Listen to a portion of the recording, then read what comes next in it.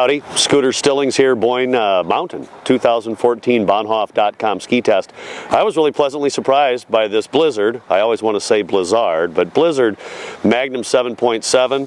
It was really a delight to ski. I skied it on some pretty good intermediate runs, decent speeds, held great. Actually, for as short as it is, I only skied it in a 167 centimeter. I thought it would bounce around quite a bit. It was really stable at, again, good, intermediate plus level 2, almost up into level 3 type slope skiing. So, great little product. Okay, cool. Blizzard 7.7 Magnum with a marker binding. Okay.